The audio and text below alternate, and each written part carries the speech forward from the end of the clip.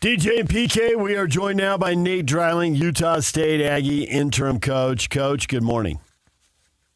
For having me.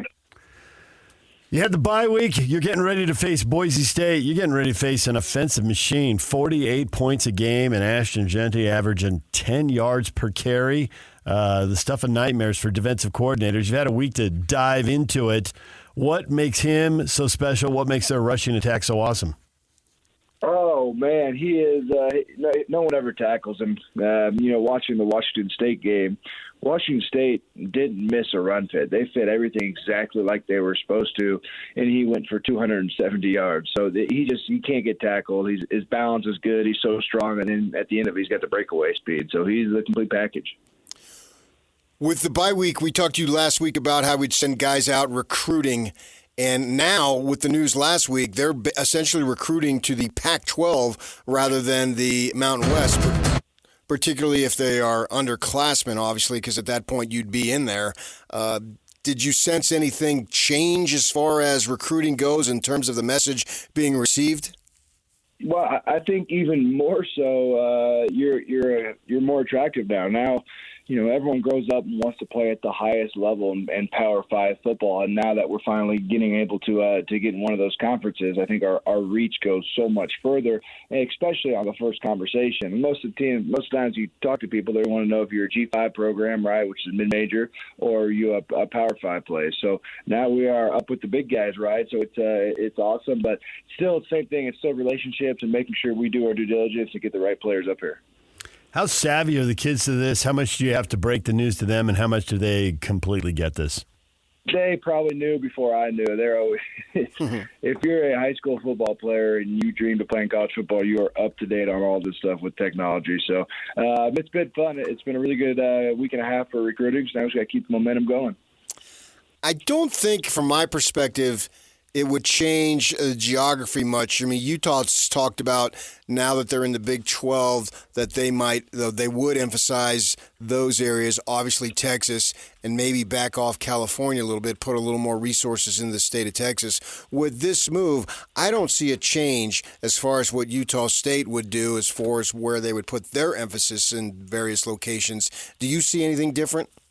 No, we're going to do the same thing. We're going to find the overlooked high school football players with the chip on their shoulder that want to whoop somebody's butt up here and prove people wrong. So no matter where that's at, I think a large part has to do with where your staff connections are. We have a bunch of Midwest ties, so that'll be a strong footprint for us as well. But it's all about where you can get players, not just where you're playing. How much will this matter to players in the portal, and how much are they about playing time?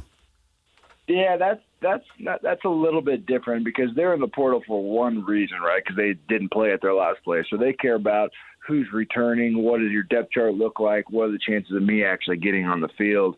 Obviously, and then NIL on top of that. So I think it's a less of a portal attraction, more high school and junior college.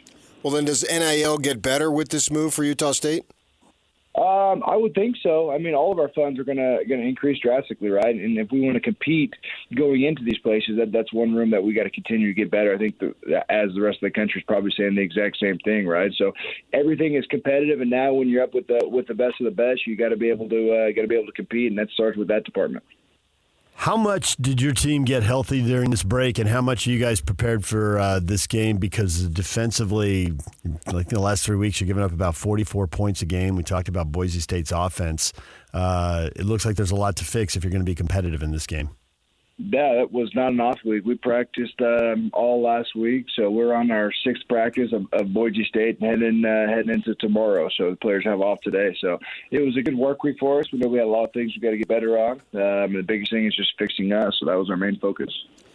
A lot of times you hear in bye weeks that the coaches focus a little bit more, giving the opportunity to the younger guys not playing as much. Was that the case too, or no? No, we still have. We're still trying to figure out our top two deep right now. So we are working to win games and less development for the next season. Right? It's still trying to find our identity and find our best players. When you say you're working on the top two, are there? Not that you want to give away the farm now, but are there going to be changes as far as who we see playing out there? I think even more so. I mean, we got a lot of guys banged up, so finding out who we can trust to actually put in the games. Not that we're replacing starters, but trying to figure out who our quality depth is with some of these injuries. Well, Coach, good luck against the Broncos. We appreciate a few minutes. Thanks for joining us. Thanks, guys. Take care. There's Nate Dreiling, Utah State Aggies interim football coach. They are 26-point underdogs against the Broncos. With Utah and BYU off this week, that'll be the one local team you can watch.